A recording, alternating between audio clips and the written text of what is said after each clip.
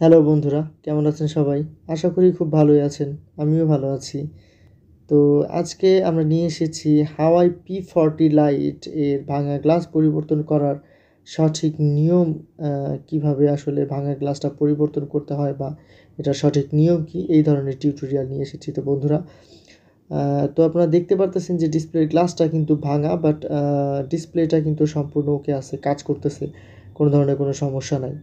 তো এই ভিডিওতে আমরা দেখাবো মোবাইলটা কিভাবে ব্যাকশেল খুলতে হয়, কিভাবে মাদারবোর্ড খুলতে হয়, কিভাবে ডিসপ্লে খুলতে হয়, কিভাবে ডিসপ্লে সেপারেট করতে হয়, কিভাবে ডিসপ্লে ওসিএ করতে হয় এবং কিভাবে ডিসপ্লেটা সম্পূর্ণ আবার মোবাইলের সঙ্গে অ্যাসেম্বল করতে হয়। তো বন্ধুরা, ব্যাকশেল খুলে নেওয়ার জন্য আমরা সেপারেটর মেশিনের উপরে মোবাইলটাকে সামান্য হিট করে নিয়েছি।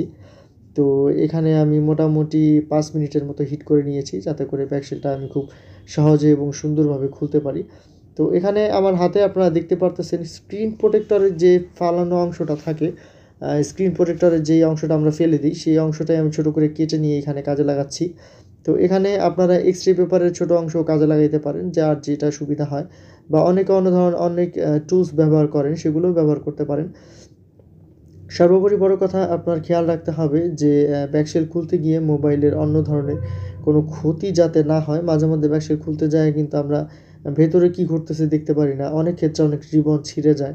এইসব ক্ষেত্রে আপনার সতর্কতা অবলম্বন করতে হবে যাতে রিবন ছিঁড়ে না যায় কোনো ধরনের ব্যাকশেল বা ভেতরের কোনো আপনার পার্টস যাতে ক্ষতিগ্রস্ত না হয়। তো বন্ধুরা, আপনারা দেখতে পারতেছেন যে এখানে কিন্তু ব্যাকশেল আমরা খুব সুন্দরভাবে খুলে নিয়েছি, এবং ব্যাকশেল খুলে নেওয়ার সঙ্গে সঙ্গে আপনার মোবাইলের পেছনে যেই বাড়তি আঠাটুকু আছে, সেই আঠাটুকু কিন্তু আমরা সুন্দরভাবে খুলে ফেলে দিছি, বা সেই আঠাটুকু কিন্তু সুন্দরভাবে আমরা রিমুভ করছি, যাতে পরবর্তীতে ব্যাকশেলটা খুব সুন্দরভাবে ফিটিং হয় এবং বোঝা না যায় যে ব্যাকশেল এখানে লাগানো হয়েছে।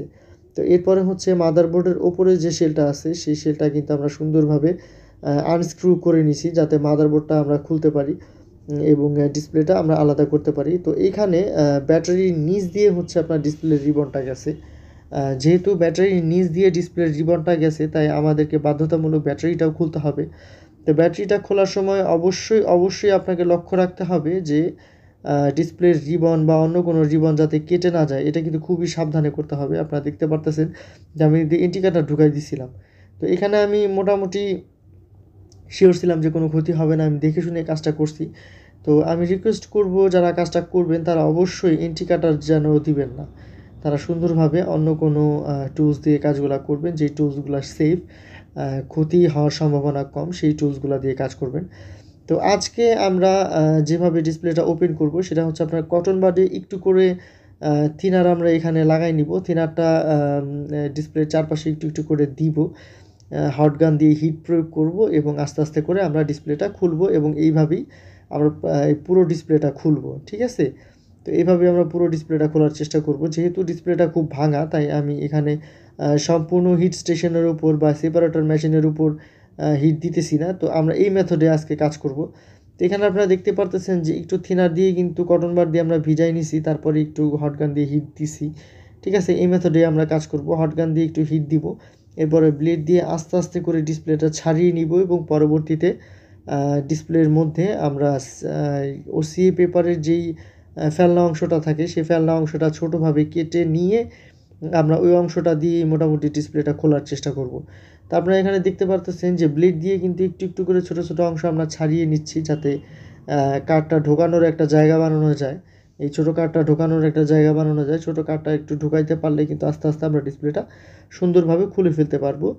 তো এই পার্টটা অবশ্যই আপনাদের খুব সতর্কভাবে এবং সুন্দরভাবে কাজ করতে হবে, যাতে ডিসপ্লেটা নষ্ট না হয়, ভেঙে না যায়। কোনো প্রেশার দেওয়া যাবে না, জোরাজুরি করা যাবে না, আস্তে আস্তে কাজগুলো করতে হবে। তো বন্ধুরা, আপনারা দেখতেই পারতেছেন যে ব্লেড দিয়ে কিন্তু খুব সুন্দরভাবে আস্তে আস্তে করে আমরা ছাড়িয়ে নিচ্ছি জায়গাটা, যাতে পরবর্তীতে আমরা একটা কাঠ ঢুকাইতে পারি। এবং অবশ্যই এখানে জোর প্রয়োগ করা যাবে না, একটু একটু করে নরম করে নিতে হবে, এবং একটু একটু করে ছোটো ছোটো ভাঙা কাচের টুকরাগুলো সাইড থেকে আলাদা করতে হবে। তো যেহেতু এখানে চারপাশে একরকমভাবেই ভাঙা, তাই আমাদের একটু একটু করে ভাঙা জায়গাটা থেকেই আসলে কাজ শুরু করতে হবে। তো বন্ধুরা, আপনারা দেখতে পারতেছেন যে হট এয়ার গান দিয়ে কিন্তু আমরা হিট দিতেছি। হট এয়ার গান দিয়ে হিট দেওয়ার পরে আমাদের চারপাশে যে আঠাটা আছে, সেই আঠাটা কিন্তু একটু নরম হয়ে যায়, এবং এরপরে আমরা ব্লেড দিয়ে একটা কার্ড ঢোকানোর জায়গা বানিয়ে নিতে পারি। তো এখানে একটা বিষয় আপনাদের লক্ষ্য রাখতে হবে, কটন বার দিয়ে যখন আমরা ডিসপ্লের চারপাশে আঠাতে থিনার প্রয়োগ করব, সেই থিনারটা পরিমাণে কিন্তু একটু বেশি হলে ডিসপ্লেটা নষ্ট হয়ে যাওয়ার সম্ভাবনা থাকবে। তাই অবশ্যই আপনারা চেষ্টা করবেন খুব অল্প পরিমাণ থিনার যাতে লাগে, বেশি পরিমাণ থিনার যাতে না লাগে, ডিসপ্লের মধ্যে থিনার যেন কোনোভাবেই না যায়, এই বিষয়ে অবশ্যই আপনাদের লক্ষ্য রাখতে হবে, নাহলে কিন্তু ডিসপ্লে নষ্ট হয়ে যাবে। তো বন্ধুরা, আপনারা দেখতেই পারতেছেন যে অনেকক্ষণ কিন্তু ধস্তাধস্তি করার পরে, অনেক চেষ্টা করার পরে আমরা অবশেষে একটা কার্ড ঢোকানোর জায়গা পাইছি, এবং আমরা ডিসপ্লেটাও কিন্তু ঠিক একইভাবে খুলতেছি, একটু করে থিনার দিতেছি এবং একটু করে হট গানে হিট দিতেছি এবং একটু করে খুলতেছি। ভিডিওটা খুব বেশি লং হয়ে যাবে, এই কারণে আমি সম্পূর্ণ ওই একটু করে থিনার দেওয়া আর একটু করে হিট দেওয়া এটা আপনাদের দেখাইলাম না, আপনারা কষ্ট করে একটু বুঝে নেবেন। তো এখানে আমরা একটু করে থিনার দিছি, একটু করে হিট দিছি এবং একটু করে ওই কার্ডটা আগাইছি এবং একটু করে খুলছি। এইভাবেই আসলে আমরা পুরো ডিসপ্লেটা খুলছি খুব ধৈর্য সহকারে। আমার এই ডিসপ্লেটা খুলতে মোটামুটি 25 মিনিটের মতো সময় লাগছে, বাট আমি খুব সুন্দরভাবে ধৈর্য সহকারে কিন্তু ডিসপ্লেটা খুলছি এবং কোনো ধরনের কোনো প্রেশার কিন্তু ডিসপ্লেতে দেই নাই, যার কারণে ডিসপ্লেটা কিন্তু খুব সুন্দরভাবে খুলে আসছে, কোনো ধরনের কোনো সমস্যা হয় নাই।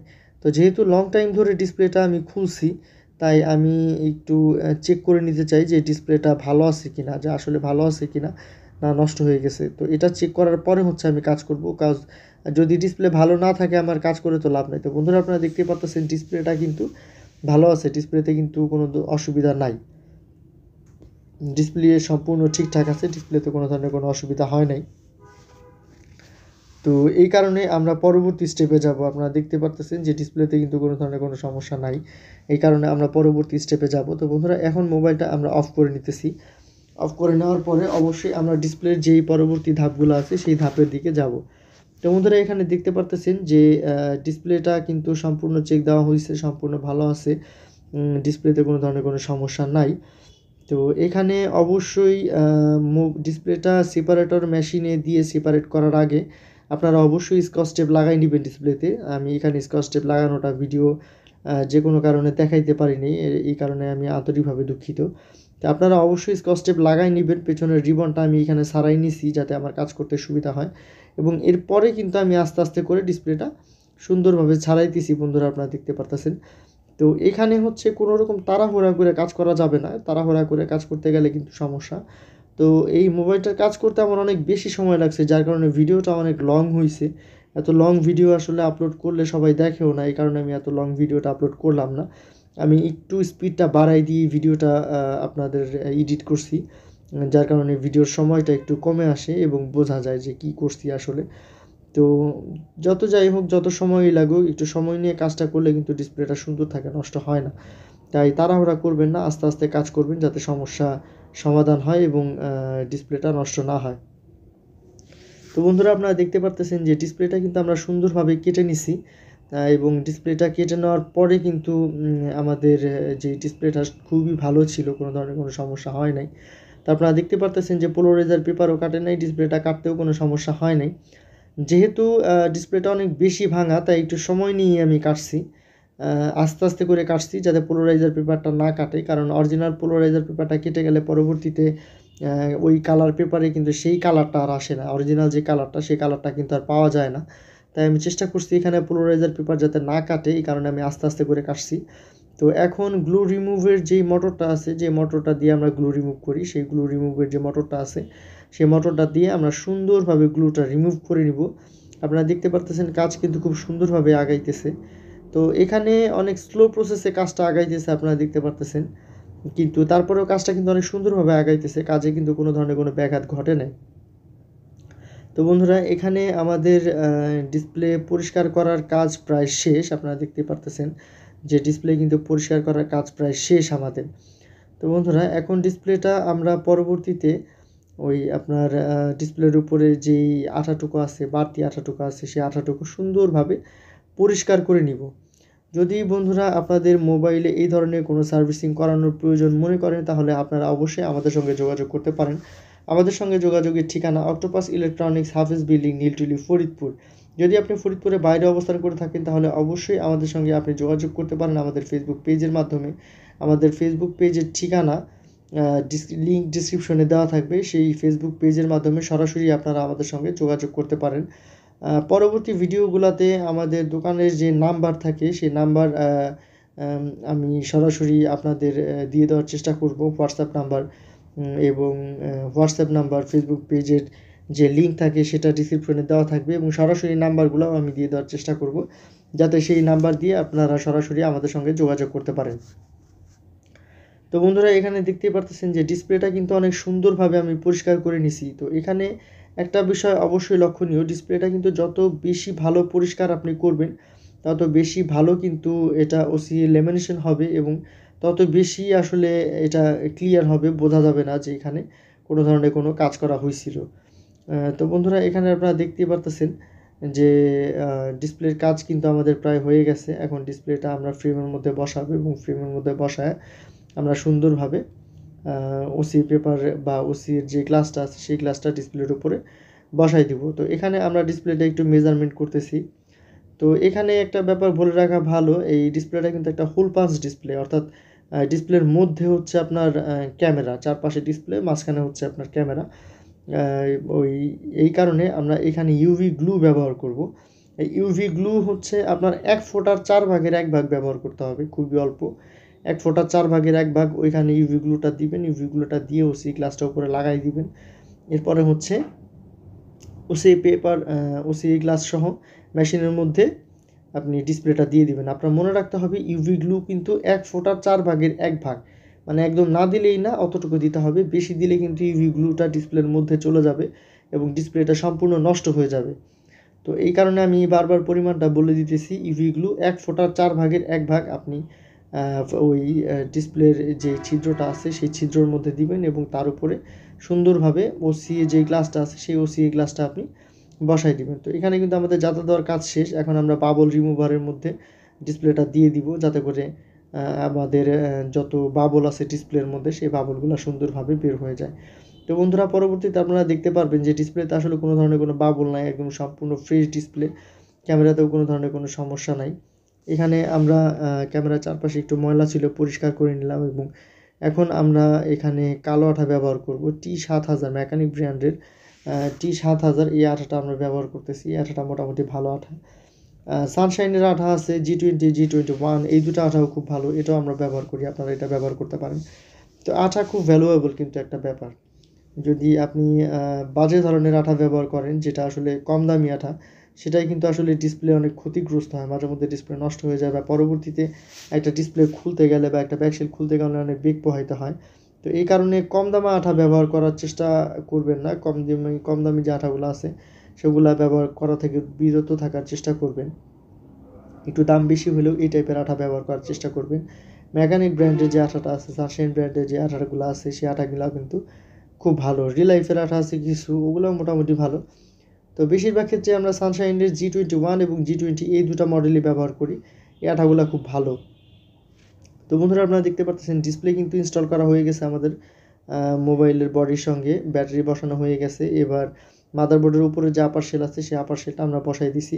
এরপরে আমরা স্ক্রু ড্রাইভারের সাহায্যে সবগুলো স্ক্রু লাগাই নেব। তো বন্ধুরা, এই ভিডিওটি যদি আপনাদের একটু ভালো লেগে থাকে তাহলে কিন্তু লাইক ও কমেন্ট করে আমাদের পাশেই থাকবেন এবং চ্যানেলে নতুন হয়ে থাকলে অবশ্যই আমাদের চ্যানেলটি সাবস্ক্রাইব করে আমাদের পাশেই থাকবেন। তো বন্ধুরা, এখানে ব্যাকশেল লাগানোর জন্য আমরা বরাবরই পানি কালারের যে আঠাটা আছে সেই আঠাটা এখানে ব্যবহার করি এবং এটা হচ্ছে আপনার সানশাইন ব্র্যান্ডের একটা আঠা। G20 বা G21 যেই মডেলই হোক না কেন, এটা হচ্ছে একটা কালো আঠা একটা সাদা আঠা, দুইটা মডেল আমার মনে নাই, আমি এই কারণে বললাম। এই দুটো আঠা ব্যবহার করবেন, এই দুটো আঠা কিন্তু খুব ভালো। তো বন্ধুরা, এখানে আমরা ব্যাকশেলটা বসাই দিতেছি। তো এই সব কাজ কিন্তু আসলে খুব সুন্দর হয়, এই কাজগুলো কিন্তু আসলে পরবর্তীতে বোঝাই যায় না যে আসলে কোনো ধরনের কোনো কাজ করা হয়েছে, খুবই সুন্দরভাবে এই কাজগুলো সম্পূর্ণ হয়। তো অনেকে অনেকভাবে গ্লাস চেঞ্জ করে, আমি দেখছি অনেক ক্ষেত্রেই রেজাল্ট মোটামুটি পাওয়া গেলেও বেশিরভাগ ক্ষেত্রেই ফল হয় হতাশাজনক। তো আমার ভিডিওটা দেখে যদি কেউ গ্লাস চেঞ্জ করার চেষ্টা করেন এবং এই ধরনের নিয়ম মেনে গ্লাস চেঞ্জ করেন, প্রথম অবস্থায় যে আপনার সাফল্য পাবেন এমন কোনো গ্যারান্টি নেই, বাট কাজ করতে করতে অবশ্যই আপনি সাফল্য পাবেন। আপনি বুঝতে পারবেন যে আপনার ভুল কোথায় হচ্ছে, কি করলে এটা সঠিক হবে, কি করা যাবে আর কি করা যাবে না। এসব যদি আপনি মাথায় রাখতে পারেন তাহলে অবশ্যই আপনার সাফল্য আসবে। আর অনেকেই আমি দেখি যে গ্লাস চেঞ্জ করে আপনার মোবাইল সহ হচ্ছে ইসের মধ্যে দিয়ে দেয়, মেশিনের মধ্যে দিয়ে দেয়। সেক্ষেত্রে কিন্তু ক্যামেরার লেন্স ফেটে যাওয়ার সম্ভাবনা থাকে, ক্যামেরার লেন্স ফেটে গিয়ে ক্যামেরাটা নষ্ট হয়ে যায়। তো এই কারণে আমি গ্লাস কিন্তু ডিসপ্লেটা সেপারেট করে তারপরে গ্লাস চেঞ্জ করি, মোবাইল থেকে ডিসপ্লেটা সেপারেট করে তারপরে গ্লাস চেঞ্জ করি। আমি কিন্তু সরাসরি মোবাইলের মধ্যে মোবাইল আপনার ইসের মধ্যে দিই না, মেশিনের মধ্যে দিই না। তো বন্ধুরা আপনারা দেখতেই পারতেছেন ডিসপ্লে কিন্তু সম্পূর্ণ নিট অ্যান্ড ক্লিন, কোনো ধরনের কোনো সমস্যা নাই। ডিসপ্লে সম্পূর্ণ ভালো মতো কাজ করতেছে, কোনো ধরনের কোনো সমস্যা হয় নাই। তো আজকের মতো এই পর্যন্তই বন্ধুরা, ভালো থাকবেন, সুস্থ থাকবেন। দেখা হবে পরবর্তী কোনো ভিডিওতে, পরবর্তী কোনো মোবাইল সার্ভিসিং ভিডিও নিয়ে আপনাদের সঙ্গে। টিল দেন ভালো থাকবেন, সুস্থ থাকবেন।